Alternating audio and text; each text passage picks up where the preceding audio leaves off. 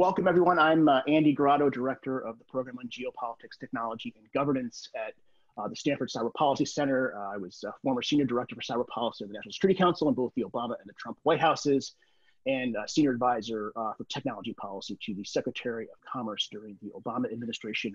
I'm thrilled to welcome three outstanding experts to talk about China, competition, technology. We've got Anya Emanuel, who's a Stanford research affiliate, a CNAS adjunct senior fellow, and a partner at Rice, Hadley, Gates, and Emanuel LLC. She's the author with Pav Singh of Compete, Contest, and Collaborate: How to Win the Technology Race with China. Also joining us is Daniel Kleiman, who's a senior fellow and director at CNAS's Asia Pacific Security Program and co-author of a recent report, Forging an Alliance Innovation Base. And then finally, we've got Martin Rasser, who's also a senior fellow at CNAS in the Technology and National Security Program and lead researcher on CNAS's Technology Alliance project. Welcome all. So we're at obviously a pretty pivotal moment in U.S.-China relations, and in fact, China's relations with many other countries around the world. Technology, and in particular, the digital technologies that sort of comprise this fourth industrial revolution, third wave of innovation, all the different catchphrases we hear to describe this transition towards an artificial intelligence, machine learning driven world. And the question comes up: how are we doing in the United States in terms of competing technologically globally, but in particular with China, as China shifts from being sort of a commodity, producer of commodity technology to the cutting edge of innovation. We also find ourselves in sort of this regulatory renaissance where China, Europe, and to a lesser extent the United States are all in the relatively early stages of thinking through what governance looks like for this new technological mix. In China, we've got laws like the cybersecurity law, privacy standards. Europe, of course, has a general data protection regulation. And here in the United States, we have actions by California to pursue privacy law and IoT security. Meanwhile, we have Washington pursuing new export controls and a much enhanced or not, depending on your perspective, foreign investment review process. So with that background, I want to start with Dan. So to what extent do U.S. allies actually view China as a technology challenge? I mean, where do gaps exist in U.S. and allied threat perceptions? And what should Washington do to try to build a more of an alliance approach to dealing with China's the challenges and opportunities that China's technological rise presents? Well, thank you, Andy. It's great to be with you virtually and to see the beautiful background of Stanford behind you. So your first question, how do U.S. allies think about kind of the China technology challenge? The answer is it varies dramatically. So over the last 9 months, I and a few of my colleagues traveled around the world to Japan, to Israel and Norway, just to kind of get a sampling of how countries were thinking about the China challenge. And typically, the closer a country is to China, so Japan, a lot of deep concern about China's geopolitical ambitions, but especially focused on its technological aspirations. But when you move out of the Indo-Pacific, where, of course, U.S. allies are more concerned about China, perceptions begin to change. So if you go to Europe, in a country like Norway, there's not a lot of Chinese tech investment yet, so not, I would say, deep awareness. And then places like Germany or France or the UK, I would say growing concern, but still not kind of the same point that the US has today. And then if you go to a place like Israel, China is still largely seen as a business opportunity, particularly in the tech sector. So very significant variations across American allies. How do we get from kind of where we are today to not even a complete convergence, but at least more kind of a partial convergence? I think a few things. One, the US needs to do a lot more to kind of share information with our allies on the nature of the China challenge and technology, especially in the kind of tech acquisition strategy that China is pursuing. And then also to do a lot more on public diplomacy, that at the end of the day, kind of key stakeholders and allies are business, civil society. So things like trying to declassify US intelligence and share it with media and our allies, or encouraging ally governments to sponsor their own kind of studies on what China's doing in their economies. To me, those are all really useful kind of first steps toward more shared threat perceptions. Let me add one point on this, Andy, because Dan, I agree with you wholeheartedly.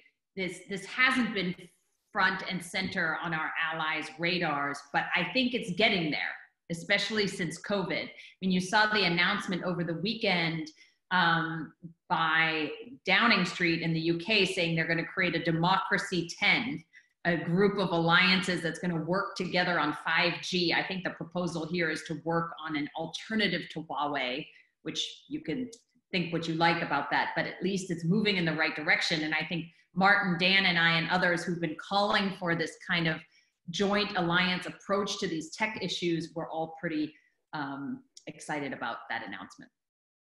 Yeah, it's an interesting announcement. I think just to maybe, I want to pursue this question of threat perception a little more. I think, so, there's a difference between having a divergent threat perception and having a different balancing of the different equities are involved in trying to manage a complex problem like this. And so I use Germany as an example.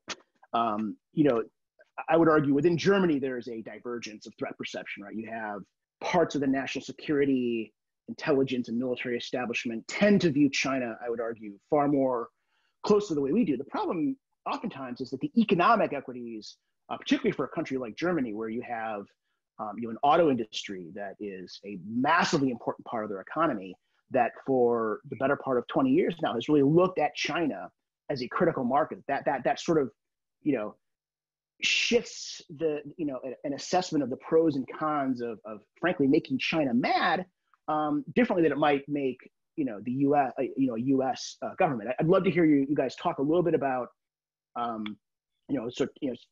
taking this threat perception concept and trying to kind of break it down. Is it how much of this is economic interdependence, right? That's driving where countries may or may not come down on being tougher on China. It's an interesting issue you raise, Andy, and I think part of the reason we haven't gotten closer threat perceptions with our allies is that I think the US government has defined the challenge as too broad.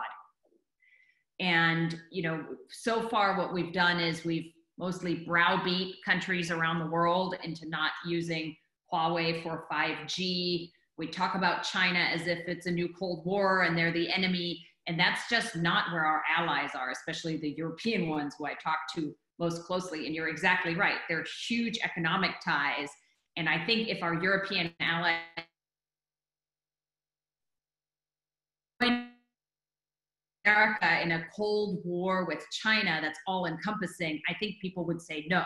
If you say something far more narrow, which is where I think we should actually go, and say, hey, here are certain technologies, certain aspects of AI, semiconductors, 5G, that are really the backbone of tech innovation. And these are the ones where our allies need to stay in the lead. And we can't cede that lead to China. I think you'd get far more agreement. Martin, I don't know if you want to weigh in. Yeah, that's right on, Anya. I've been hearing the same thing in my conversations with European stakeholders as part of the Technology Alliance project, and a lot of the feedback initially was, yes, it shouldn't be about putting China down, keeping China down. Europeans in particular really responded to more affirmative agenda. That said, there has been a considerable shift in attitudes just over the course of the pandemic crisis. So, for example, when I compare the discussions we were having at the beginning of the Technology Alliance project to the conversations we're having today, I do see a hardening of attitudes. And so, by way of example, there's a considerable concern in Europe about China coming in and taking advantage of the economic situation there, and taking controlling stakes in important companies, or perhaps even cornering strategic industries. So one thing that became more and more prominent in the discussions we were having was just the realization of the vulnerability of supply chains, for example, and that there's now considerable appetite to working together with the United States, Japan, South Korea, and others to look at how to restructure certain supply chains. So most immediately PPE and pharmaceuticals, but more broadly, just the lack of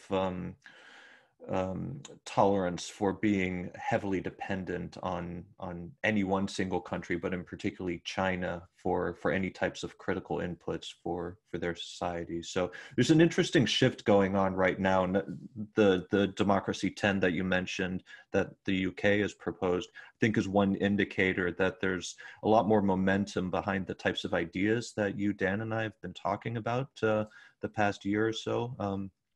Very interesting times ahead. Just one brief point, and totally agree with everything that Anya and Martin have said. I think in terms of fear of Chinese retaliation, that certainly is real. And we've seen in the German case, China kind of threatened to cut off the German auto industry, and which would have enormous economic impacts. I think on the US side, what's been lacking thus far, and it's a point that Anya touched on, has been the US has had a very kind of negative message that it's about do less with China, but has not been very active or clear in terms of the positive benefits that allies might incur for taking kind of steps that in the short term would impose a real economic cost. And I think we're almost there, and you do see threat perceptions changing, but until there's a pretty clear sense of what are the benefits as opposed to the immediate cost that China threatens, it will be at least a little bit slow going. Yeah, no, I think that's right. And we obviously, I think the U.S. has not helped itself in in Europe. You know, you have both a damaged messenger, is maybe a polite way to put it on the one hand, overlaid with this point, Dan, that you made about this sort of divergent threat perception ecosystem. I'll just share. I was in Germany in the fall and was asked to meet with a parliamentary group to talk about China, and in particular, you know, the Huawei issue. And the group, you know, these are you know, senior German legislators, and the question was like, what is the U.S. policy? You know, I mean, it was just a basic question. And so maybe you know, maybe Anya, I mean, you know, maybe this is a good sort of segue to talk a little bit about recommendations, you know, at least at sort of a diplomatic level. I mean, from your perspective, what has gone wrong with American diplomacy? And I'd ask you to sort of, you know, look not just this administration, you know, go back, you know, 10 years, right? This is a problem that, you know, has a real, I think, historical arc to it that is easy to miss in this current moment. So Anya, love your thoughts on recommendations. Sure, happy to. Let me just address first your point about America not having a strategy. And I get asked that a lot by our European friends. Boy, I think since COVID, we have a strategy. I mean, if you saw weeks ago the national strategy on China, it is tough. It says very promisingly, in my view, in the very second or third paragraph, we're not looking for the fall of the Communist Party of China. But then you read the rest of the document and it's all about, we are in a Cold War with China and we are going to challenge them on every single issue. So boy, we have a policy. I'm not sure many of our European and Asian allies are quite there yet or want to go that far with us. So let me talk a little bit first before recommendations about what the US has done so far. It has been almost entirely defensive. A lot of that is good. So we've tightened up investment restrictions, the new FIRMA law, which replaces CFIUS. Some of that might be overreach. A lot of it is good. We've really tightened up export controls. It took a long while for those things to come out. Now, the most recent thing coming out of the Department of Commerce saying no American technology may be exported to anything that may go to the Chinese, Venezuelan, or Russian militaries. That is a very tough line because, of course, it encompasses everything. It goes back to the point I made before that things are really quite overbroad. What we haven't done, and it echoes Dan's point, is we haven't done as much positive. And I know, Dan, you meant it as in we're not giving incentives to our allies to cooperate with us. Well, we're not even giving incentives to our companies to cooperate with us. What you could do here is instead of keeping China down, we have a positive innovation agenda that makes sure that we can compete and we stay ahead. And they're all the things that, the four of us talk about because we're China tech nerds, but you need better R&D funding. Schumer has a bill out right now that would do some of that, which is great. You need to do a little bit of shoring up the supply chain. And I actually would give the administration some real points here. The agreement they negotiated with TSMC to put a really advanced fab in the United States, fabulous, exactly the right thing we need to do. And you can think of 5, 6, 7 things that are more along those lines. You could give Eisenhower era style fellowships for Americans to do grad school in STEM disciplines in a way that right now many of them don't. Lots of good ideas out there. We're just not implementing them because we're focused so much on keeping China out and down. Martin, so let me come to you next then. I mean, so what technologies or national security challenges hold the most promise then for to emerge as areas of cooperation among the United States and its allies? Well, top of the list is 5G, right? It's been a key focus of the administration, been a point of contention with a lot of European allies in particular. But now we've got some real momentum behind the issue again in a way that's positive for the United States and our allies. We mentioned the Democracy 10 initiative, for example. So here you have a proposal for 10 countries to work together to come up with viable alternatives. And what I think holds particular promise is open architecture. So using open radio access networks and use that as the foundation for the architecture of telecommunications infrastructure. Lots of advantages. Let me ask you to pause it there. Say Yep. a little bit more just for listeners who don't know what this sort of open architecture movement is. Absolutely. Say a little more about that. Sure. So what this means, so right now the industry is dominated by an oligopoly, right? So a small group of companies, Huawei, Nokia, Ericsson, and Samsung, dominate this market for what's called radio access network equipment. And these are primarily the antennas that our phones and other devices talk to in order to connect to the network.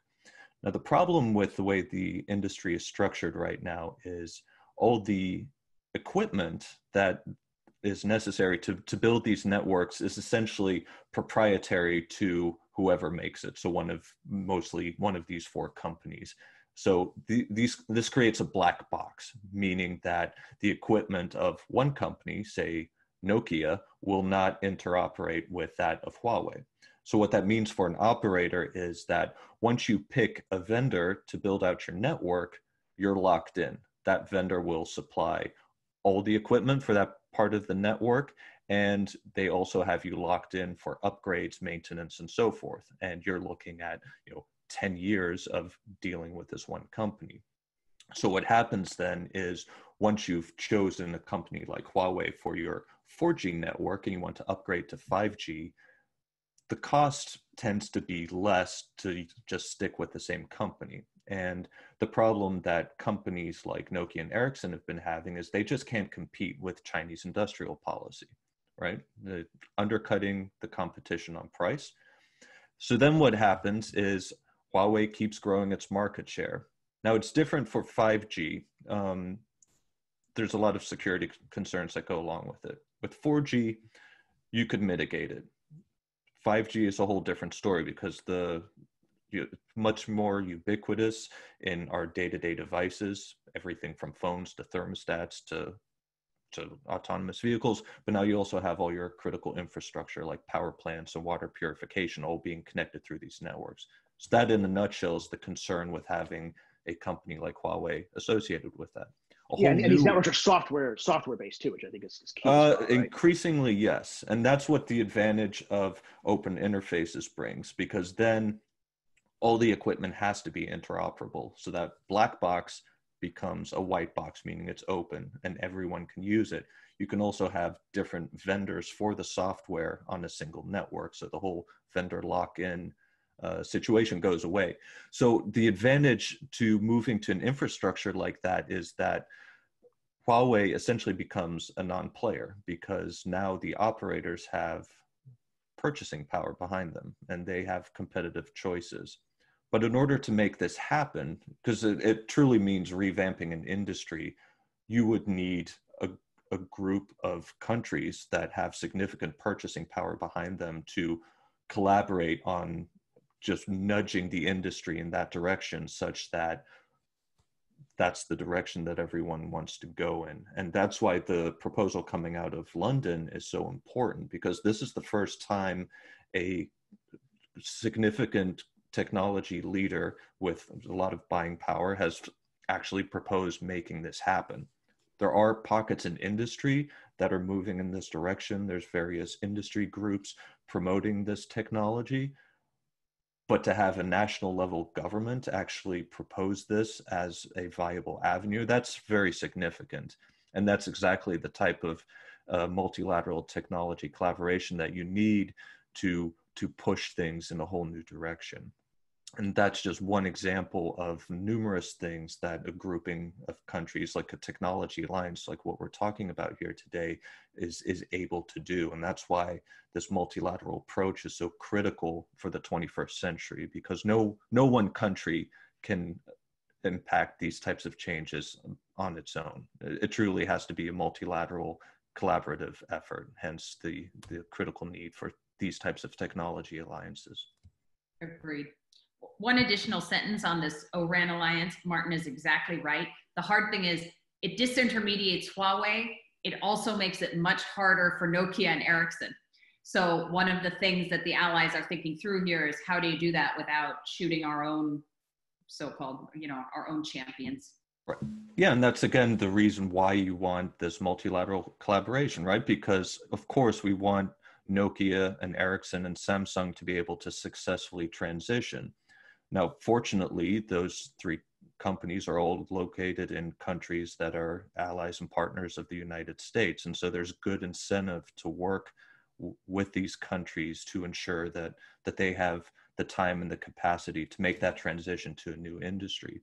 And you can see all three of those companies, they're all members of the ORAN alliance already. So they're kind of hedging their bets, and they know which way the wind is starting to blow. So I think with that advance notice, as well as affording these companies the time to make that transition, I think they'll be able to successfully do so in a way that they'll be vibrant players in a whole new industry going forward.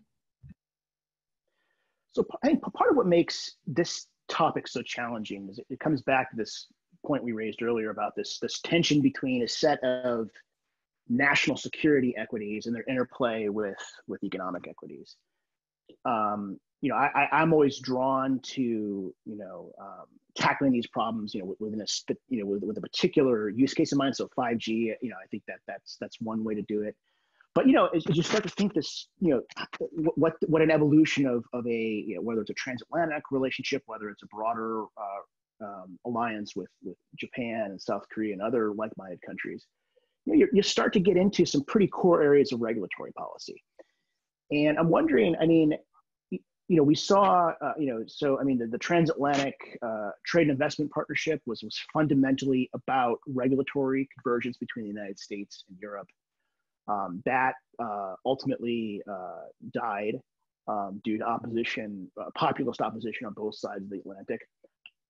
How do we manage this? What are there other? So you mentioned 5G. Are there other technologies where that are relevant to that are opportunities for us to sort of forge this alliance that optimize the geopolitical benefits across the alliance, but also are more amenable to the kind of almost trade negotiation like dynamic that that we see when we talk about standards and other issues that have in some cases clear-cut economic winners and losers, like we see with this ORAN alliance. What are some technologies or domains beyond 5G that seem ripe for further collaboration across the Atlantic?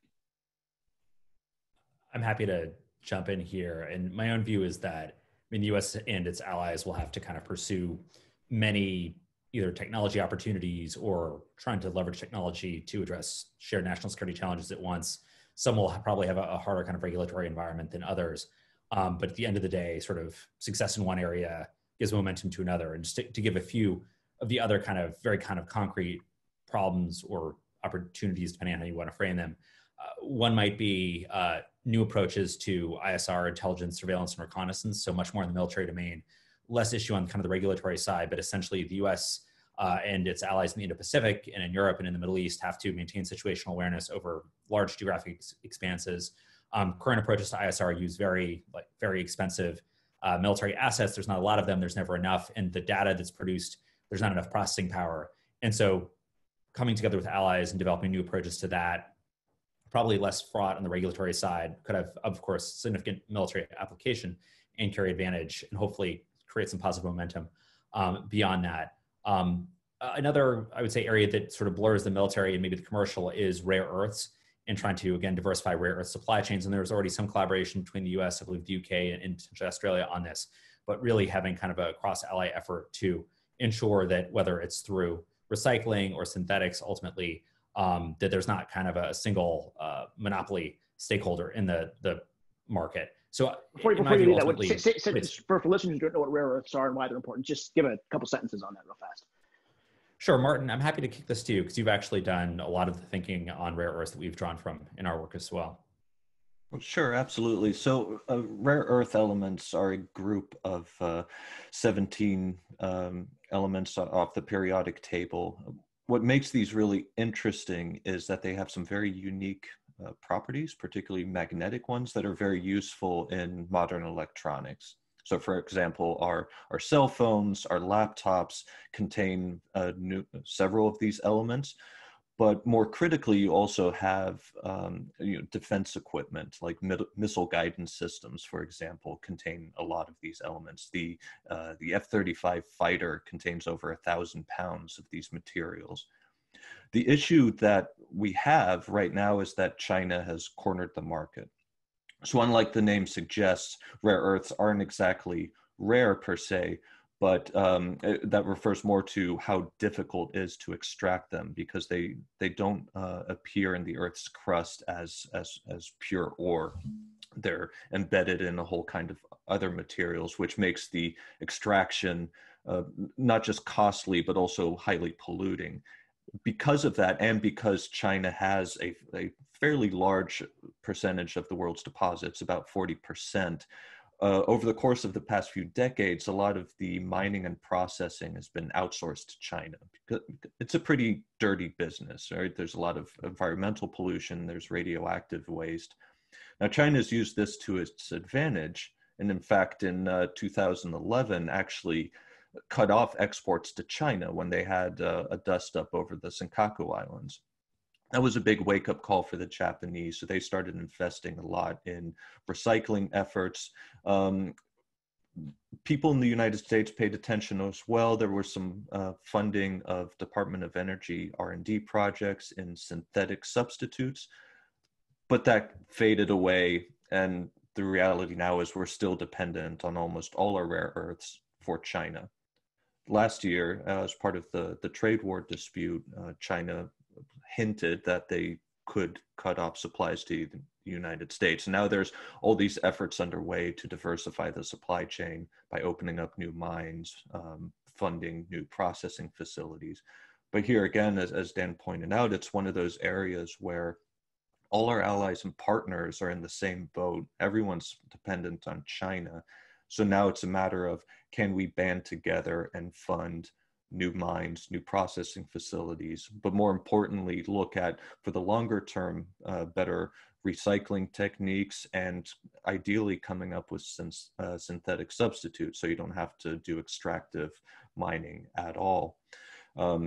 These types of elements, are at the core of all the vital equipment that we need for the 21st century economy. So they're of growing importance, not just for day-to-day electronics and defense systems, but also renewable energy systems such as windmills. Autonomous vehicles have a lot of these as well. So these materials are only going to grow in importance, and there's a lot of momentum behind finding new sources and just breaking that stranglehold that Beijing has on these materials right now. Andy, you referred earlier to trade negotiations as one model for this. And I think we've talked now through the technologies that we think we need to cooperate on. Between what Dan and Martin just said, I would also add semiconductors. And it's not every single one. Obviously, China has its own semiconductor industry, but the sub 5 nanometers, the super advanced new ones that are going into AI applications, the ones that have big dual use issues with the US military, we need to make sure that those are, that we are way ahead of the curve. And our industry has been doing an amazing job. They do lead, that we design most of the best semiconductors on earth, but we don't have an industrial policy in this department. If you look at R&D tax credits, you know, Andy, you and I live out here in Silicon Valley, you basically get the same tax credit for creating a new valet parking app, a new craft beer, and a new semiconductor. There's just something off about that. And we probably should make sure that the technologies we really care about, we're really incentivizing. To your second point, which is more the methods of how do you get agreement with key countries on this, I actually probably wouldn't use a trade approach because, as all of us who are veterans of those know, they're slow, painful, and very public. And for this adversarial. Stuff, and what? Adversarial. And adversarial, exactly. I think what you probably want is a series of very quiet, behind the scenes, just conversations that ideally result in, for example, more of our allies having reasonable, narrowly tailored investment restrictions. The most advanced AI companies probably shouldn't be purchased by Chinese investment firms that have affiliations with the PLA.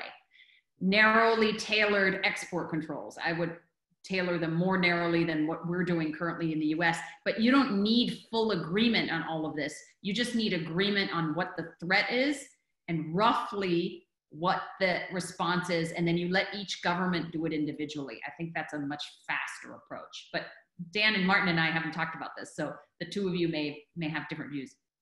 Yeah, it's a fascinating question. Oh, go ahead, Dave. Yeah. And Martin and I would say we have probably congruent views but different timelines. I mean, my own view is, at least in the short to medium term, aiming for a pretty flexible architecture that will look like kind of a web of bilateral cooperation with the US and certain allies, trilateral, minilateral, maybe a handful of larger groupings that are transatlantic and transpacific around whether it's sort of certain aspects of technology protection or trying to kind of innovate in some of these, whether it's 5G or some of the other tech areas that we've discussed.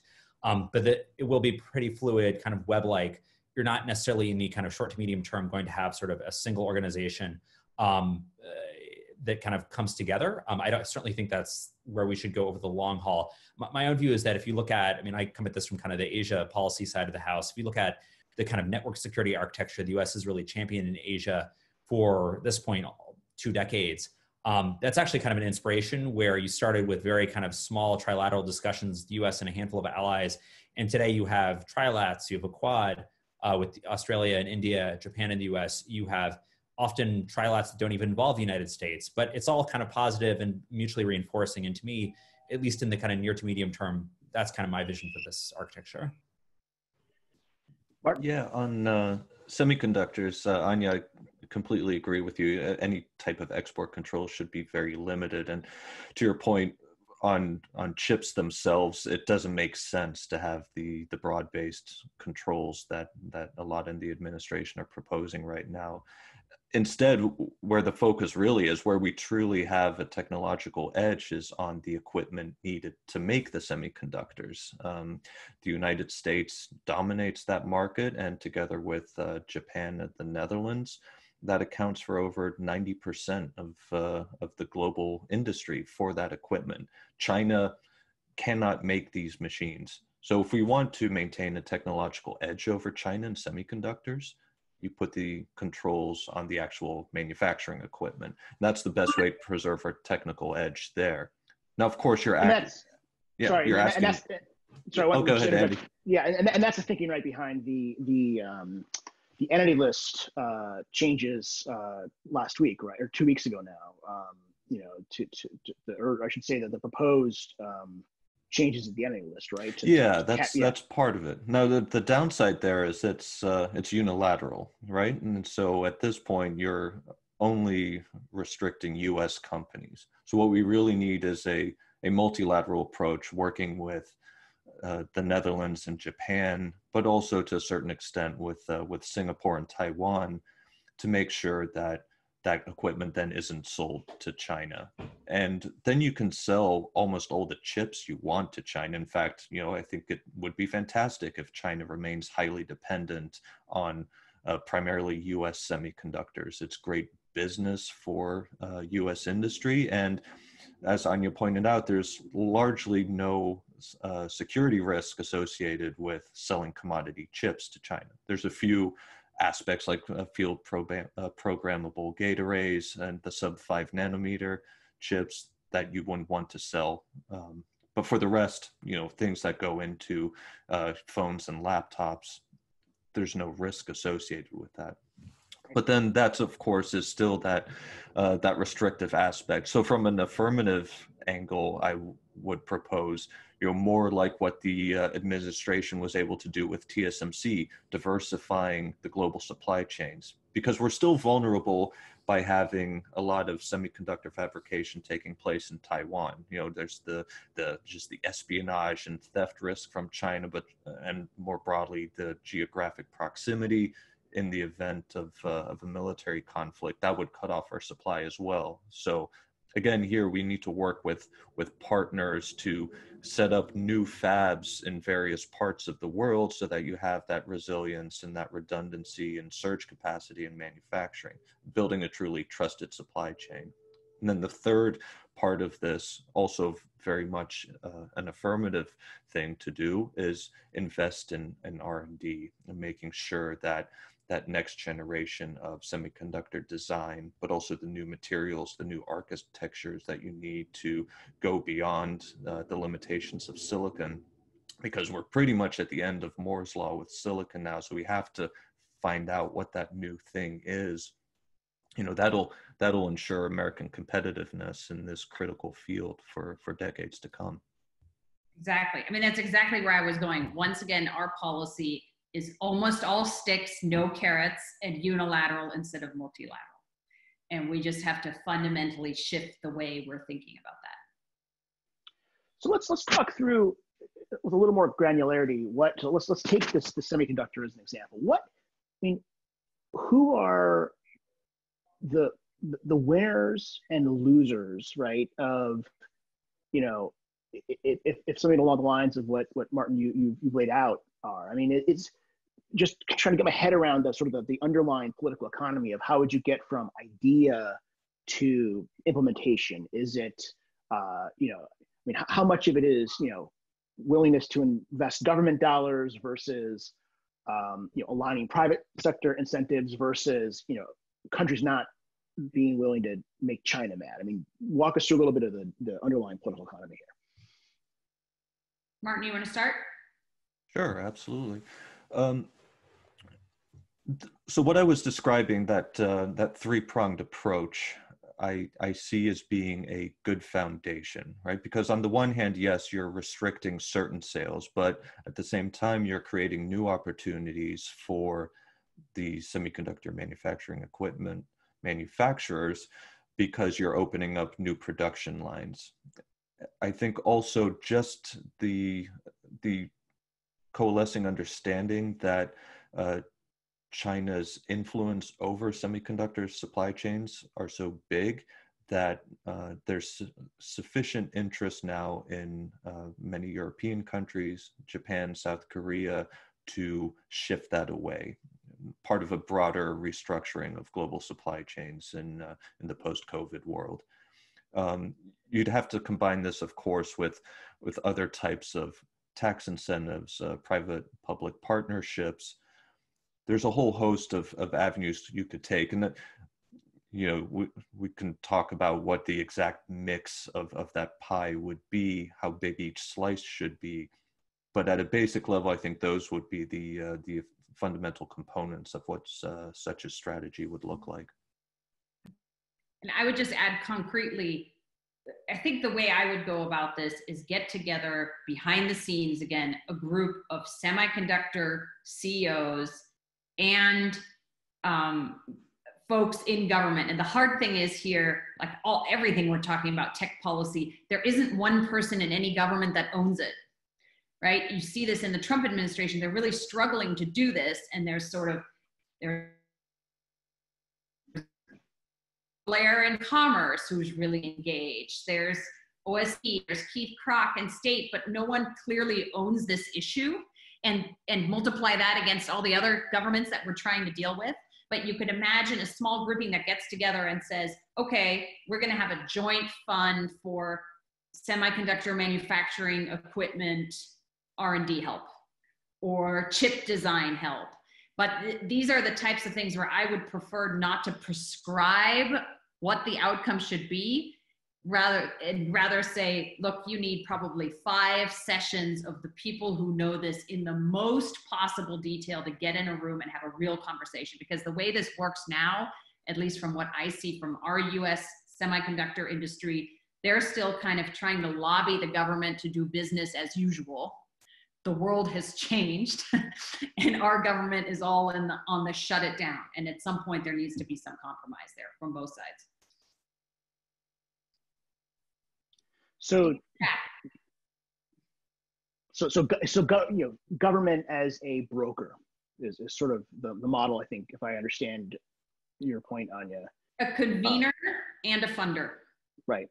Right. Yeah. So, well, and it also has to lay out a strategy, right? Ultimately, what is the strategic vision for U.S. competitiveness in the 21st century? And technology is going to be a key aspect of that. But what's lacking right now is a clear articulation of where we are today, and more importantly, where we want to be 10, 15, 30 years from now. Our political discourse in the United States has a hard time grappling with industrial policy, qua industrial policy. It's not that we don't do it, right? We essentially do it through the tax code and a variety of other arguably less strategic mechanisms. But, the kind of activity that I agree with that you guys have laid out, it would be arguably a pretty big change in how our political system conceptualizes competition. And I had this friendly debate with some of my conservative friends where we talk about China, and the United States, part of our national narrative, right, is about capitalism and the free market. Why shouldn't we just have the courage of our convictions? If we believe that free enterprise is the superior model for achieving social outcomes, why not let the Chinese government throw resources at this and have the courage of our convictions? Again, I'm curious. To get from where we are today to the kinds of industrial policy that, again, I agree with. I think we need to get there. How would you build a political coalition to get there, right? We had a very hard time, we still have a hard time even with the Export-Import Bank of the United States, right? Just reauthorizing that, blip of industrial policy. So who are the at a political level, right? Like how would you build the political coalition to sort of get over the hump? Or are we already there? Are we already seeing a shift in the paradigm? Andy, I'm happy to, please, Anya. Yeah, just really quickly, Andy, to your point, why don't we just let the private sector run with this? A, it never has.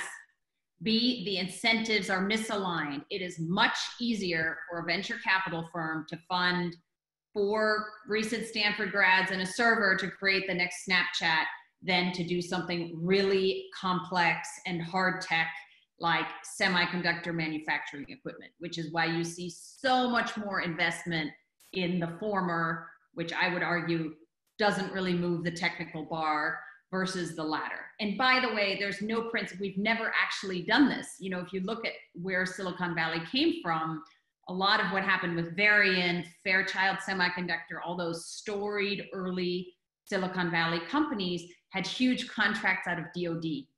So in a weird way, we've done industrial policy in the past We don't call it that. You're totally right that the Chinese are going to waste a lot of money on their semiconductor policy, on what they're doing with sieve mill fusion. Great. We just need to tweak a system that's already pretty good. And I think there's bipartisan consensus there. Sorry, Dan, all you. No, that was great. I mean, I'll riff a little bit on that. I mean, you could go even to the dawn of the Republic. And I mean, from the times of Hamilton, you've had not always called industrial policy, but very deliberate economic measures to ensure certain industries flourished here. So, I mean, that's kind of an inextricable part of American capitalism from its inception. Why not let kind of the free market reign today? I mean, if you look at, I mean, China basically is trying to create an uneven playing field through its mercantilist practices, whether it's targeting US firms here domestically or in third markets abroad. And so even if we sort of ignored our own history and use of industrial policy, I think you can make a very strong argument that against a competitor willing to use every kind of leverage of the state, we don't want to become China, but we also can't ignore that. On the kind of political coalition, like Anya, I would say I am much more optimistic that we already see this kind of constellation on both the right and the left coming together. I mean, if you see Rubio and Warner and various Democrats and Republicans coming together to advance ideas that are maybe not, they don't have the stamp of industrial policy explicitly on them, but essentially are that. And I think the kind of competition that we face today is creating much more of a political agreement and alignment. One just final point with COVID, with kind of mass unemployment, I do wonder whether that will give this further kind of impetus that if the US has to revive its economy, it has to direct resources somewhere, and it can't just be to kind of stopping the economic bleeding. It has to be creating the industries of the future. So I'm actually pretty optimistic that you'll see kind of bipartisanship on, I would say, economic strategy in tech strategy. And this, I'll just say one more word on this. Steve Hadley and I had a piece on exactly Dan's point in the Washington Post 2 weeks ago that said, okay, we're spending trillions on this stimulus. What relatively inexpensive things could we do to shore up our innovation system to help the technologies of the future? And they each, these things are not free, but they cost in the single digit billions. There's a lot of headroom with other wasteful things that you could save from. And I think judging by just totally anecdotally, the reactions that Steve and I have gotten from members of Congress reaching out, different parts of the administration, there is real bipartisan support for these types of things. Now we just got to go do them. Martin, anything to add to that, or should we turn to, we have a few questions in the queue here. Yeah, I'll just add on real quick to Anya's point. This doesn't have to cost a lot of money. If you look at the output that you get out of an organization like DARPA, considering relatively little budget, it's tremendous. And there's numerous examples of investments that the US government has made over the decades that yielded tremendous amounts of economic opportunity. And that's where the focus should be. The US government should be focusing on funding basic R&D, applied R&D, but letting the markets determine how to innovate and where to innovate ultimately. You should set strategic goals, but the details, leave that to the professionals. Great. Well, I have a couple questions here in the queue. Why don't we turn to those now? And there are two questions on the Belt and Road Initiative. And so maybe just take them together. The first, I guess, question is, how much should we care about Belt and Road? How much impact or not will Belt and Road have on China's technological, innovative base? Who wants to take the first stab at that? I'm happy to jump in, having done a fair amount of research in the past on Belt and Road. I mean, just quickly for those in the audience who may track kind of China a little less closely, the Belt and Road is kind of Beijing's vision of a world connected by physical and digital infrastructure, largely funded by Beijing. It's ultimately very much kind of a tool for advancing China's geopolitical ambitions. In my view, it has some deeply pernicious effects for American technological competitiveness as well as that of US allies.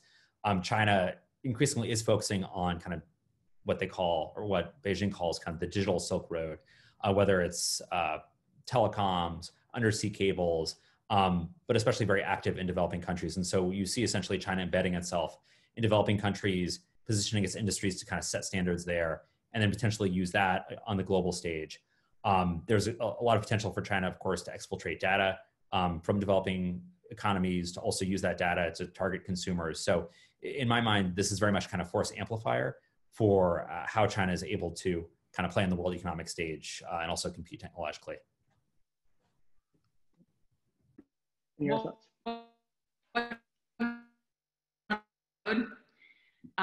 The US analysis of this has been always a little bit behind, so we were a little slow to wake up to how big and ambitious this initiative was.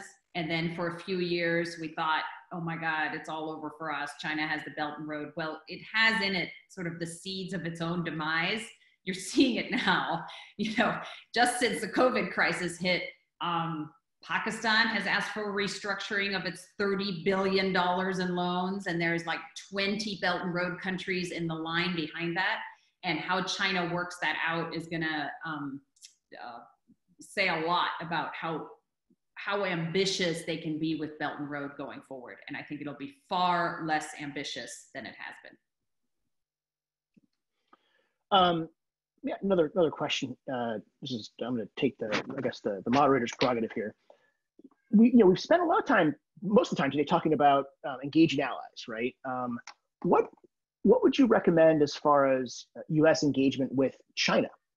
I have a project within my research program called Digit China. It's a collaboration with New America that involves acquiring and translating Chinese original source language materials and providing analysis on Chinese tech trends. And we had an edited volume that Graham Webster on my team put out in the fall that with contributions that really, I think, document a pretty lively debate in China over this question of how China is able to compete globally on technology.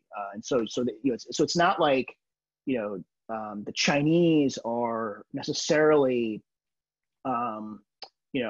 fully confident in their approach. I mean, that seems to me to reflect at least some opportunity for, if not engagement, at least influence. I'd love to hear you guys say a thing or two about, what a bilateral approach to China might look like throughout all this. Yeah, unfortunately, I don't see a whole lot of opportunity for a positive collaborative relationship, but there's still a few areas. Before the pandemic crisis, I would have had vaccine development on my list, but that seems to be a non-starter at this point. But still, in the area of AI, for example, there's a lot of interesting things that can be done on safety issues, transparency of algorithms, auditability of AI solutions. That's something that would be of mutual benefit, and I don't think there would be too many objections to something like that. Similarly, climate change mitigation techniques, I think, is still a fruitful area of collaboration. But yeah, unfortunately, given the current environment, that list is getting shorter by the day, which is unfortunate, because even at the height of the Cold War, the United States still found ways to do things with the Soviet Union that were positive. So wherever there is room for engagement, the United States should pursue it and encourage it, because any type of engagement is better than a complete shutdown of relations, of course. A senior Stanford faculty member told me last week that even at the height of the Cold War, he was collaborating with the Soviet Union on basic physics research. And we're moving away from things like that. So we are, I think we've overreached with the statement this weekend about, keeping some Chinese scientists and researchers out. There's a lot more we could be doing collaboratively on basic science. And if there's stuff that's not basic science and that strays into dual use technology, the way you handle that is you classify it. And you have that maybe work, you maybe don't do that work at universities, which are meant to be open and helping the world expand its base of knowledge. But if we had more rational government on both sides of the Pacific, there's a lot more we could be doing together. Agreed. Are there countries out there? This is another question from our listeners. Are there countries out there that the United States could look to for inspiration, best practices, lessons learned for how to perform the kind of industry? I don't want to say industrial policy. I'm trying to think of another less politically fraught word. Industry engagement that you guys have laid out. What any countries spring to mind? Well, I guess offhand, what Europe has done with Airbus, for example, that started as a government-sponsored interaction to develop new aircraft. It's now a private company, but that's one way where you can have different governments work together. Same thing with the Eurofighter. But more broadly, the United States has some existing bilateral, multilateral efforts to do certain types of co-development, particularly with the United Kingdom. So yeah, there's precedent for all this. But I think what Anya, Dan, and I have been talking about, that's definitely taking it to a whole new level. It's more complex, more difficult, but at the same time, I think we'd all agree that it's highly necessary given the dramatic changes that we're going to be seeing over the next 10 to 20 years. So I would just say, the four of us have agreed so much on this particular session that I'm going to have a slight disagreement with Martin on this. I think we would not be well served by creating a national champion. Whether it's no, I didn't mean to suggest we do that. I was just giving that as an example of how that's been done before. But no, no national champions. I'm with you on that. Sorry. But it's interesting when you actually look at, are there good other country models? I think actually it's us. It's the US and how we used to do. I mean, we did this pretty well during the Cold War, frankly. And you don't want to revive all of that. I mean, defense spending was incredibly high. Now you're going to have a huge push to bring the defense budget down. But you could revive some of those great things you were doing. In the beginning, you asked me about where to go. After Sputnik, Eisenhower put in place a scholarship program where many of the people who were senior in science and in government later went to school on those Eisenhower scholarships in STEM and in languages, right? We did the bridges between innovation, Silicon Valley, Cambridge, and DoD were very tight in the 50s and 60s and 70s. We got to rebuild those. So it's a little bit getting back to our own good old days.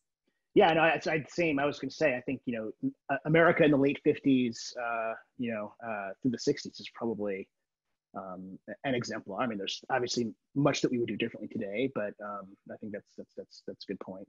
Another, I think, facet here is, figuring out how to do regulatory cooperation is important as well. One of the questions that came in was, how do issues like, privacy law and cybersecurity law affect this topic? And I think, to the extent that these regulatory policies have a huge impact on innovation as well as interoperability across both regulatory regimes, but also technologies. Certainly on a transatlantic basis, that's another domain that that is worth exploring. I did an article on this topic last spring in foreign policy with a collaborator in Germany in the category of shameless self-promotion. I'm going to drop that link in the chat. So we've got about a minute left, guys. I want to any final words before we wrap? Sure. Just two thoughts. One, I mean, I think at the end of the day, there's a lot of focus on kind of China, its investments in technology, but it is about, can America be the best it can be? And sort of America becoming more competitive is ultimately how the US prevails in this technology competition. And so it's good to throw out founding father quotes. But I mean, I think the Ben Franklin quote, we can all hang together, we can all hang separately, is quite appropriate in the COVID era when resources are constrained in the US and other democracies. Either the US works with allies and together pioneers kind of the key technologies of the 21st century, or China will have a great advantage in this race if all are competing separately. I wish we'd stop with the crazy ideological warfare and the war of words between the US and China and just focus on building ourselves up instead of tearing them down. Absolutely agree. And again, America's alliances are one of our greatest strengths, and we should focus on that and build an affirmative agenda for the future. Great. Well, Martin, Anya, Dan, thank you very much for joining us. It was a pleasure to have this conversation with you, and I wish you all the best.